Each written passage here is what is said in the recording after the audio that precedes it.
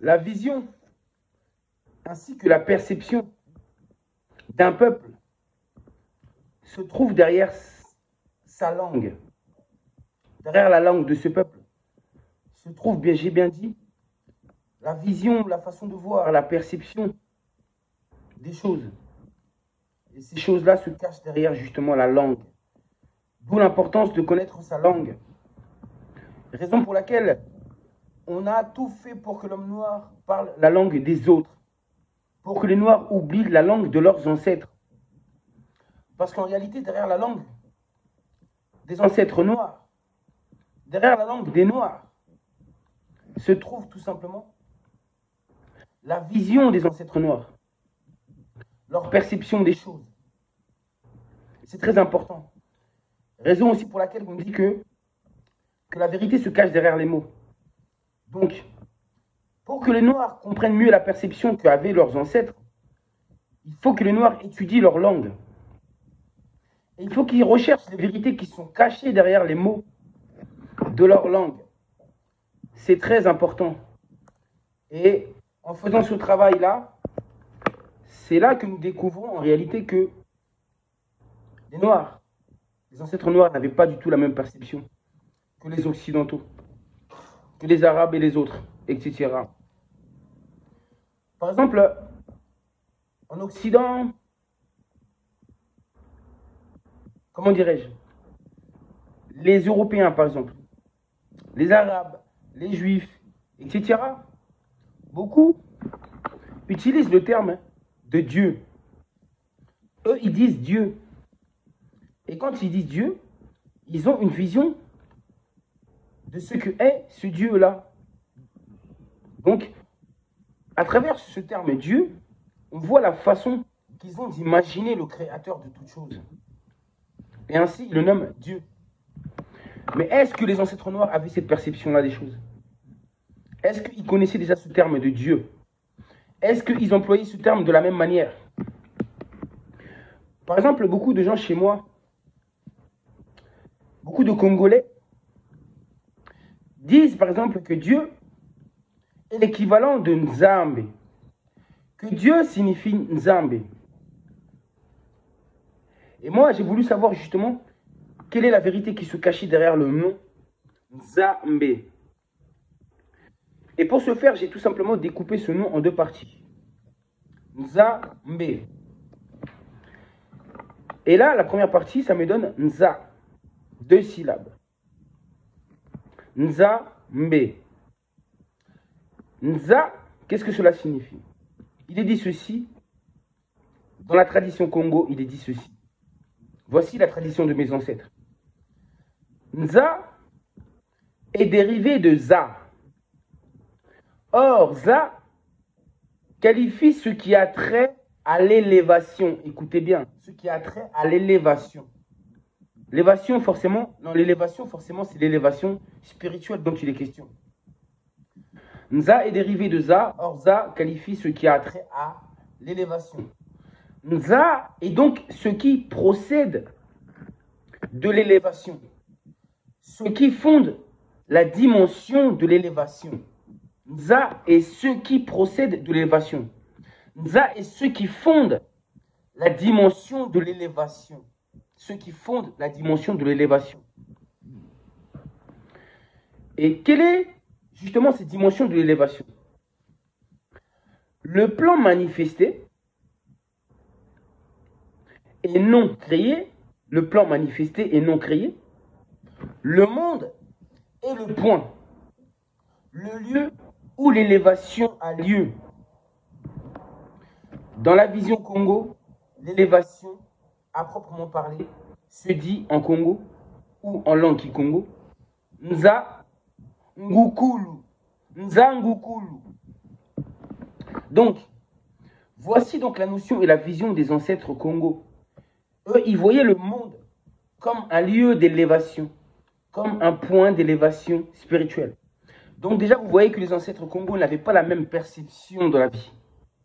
Pour eux, la vie est un lieu d'élévation spirituelle.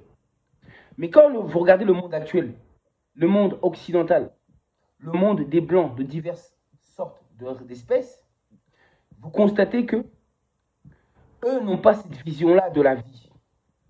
Eux, tout est basé sur le matériel. La consommation, la consommation, la consommation. Le matérialisme, le capitalisme. Et non, le spiritualisme, la spiritualité tout simplement. Cette dimension spirituelle. Ils n'ont pas cette conscience-là qu'avaient nos ancêtres. Donc, en vous disant cela seulement que je vous fais comprendre que Nza, en réalité, ça signifie le monde. C'est ce lieu d'élévation. Nza. Donc, c'est ce qui fonde la dimension de l'élévation. Et, par la suite, ce que je vous ai dit lors des vidéos précédentes, c'est que, vous devez savoir, c'est que le monde qu'on appelle Nza, le monde possède cette source, possède une conscience, une âme, ou encore un esprit, une intelligence suprême. La conscience, l'âme, l'esprit, l'intelligence du monde. Et c'est cette conscience, c'est cet esprit, cette intelligence du monde qui nous élève dans ce plan manifesté, qui est le corps de cette intelligence, de cet esprit, de cette conscience. Oui, notre monde physique est le corps de cette conscience, de cet esprit. Donc, c'est ce qu'on appelle le créateur. Le créateur de toute chose. Le créateur. Déjà, on n'utilise pas ce terme-là de... On n'a pas la même perception des choses. Nos ancêtres voyaient le monde comme étant source de vie. Comme étant le créateur de toute forme de vie qui s'y trouve. C'est la vie qui crée tout ce qu'il contient. Il y a aussi l'expression Nembumbaloa. Beaucoup de gens, quand ils disent Nembumbaloa chez moi, ils disent souvent Dieu, créateur solaire. Alors que là, Nembumbaloa ne signifie pas Dieu, créateur solaire. Vous avez vu, on prend ce terme occidental pour le mélanger avec la langue africaine, la langue de nos ancêtres. Mais ça ne colle pas.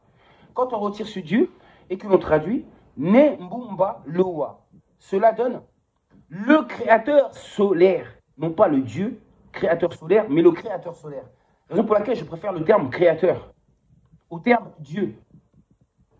N'est-ce pas le monde, ce créateur solaire? N'est-ce pas le monde qui utilise le soleil pour créer? Et le soleil est contenu dans le monde. Vous avez compris? Notre monde est un créateur solaire.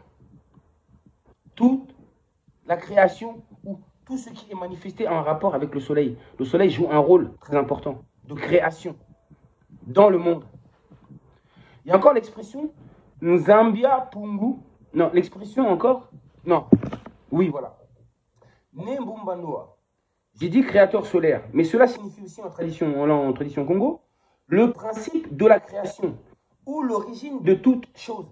Nembumbaloa. Le principe de la création ou l'origine de toute chose. Le principe de création. Le principe. C'est le principe du monde. C'est ce que j'appelle ce principe, c'est ce que j'appelle la conscience du monde. L'esprit du monde. Conscience cosmique, universelle, etc. C'est ce principe-là. Notre vision n'a rien à voir de Dieu. Comme vous dites Dieu, de la création et du créateur n'est pas la même. On dit aussi Pinanza. Beaucoup de gens me disaient, oui, gouverneur de l'humanité, gouverneur de l'humanité. Mais quand j'ai recherché, j'ai bien trouvé cela. Pinanza. Cela veut dire la réalité manifestée ou l'actualisation de la création. L'actualisation de la création. La réalité manifestée. Et quelle est cette réalité qui est manifestée?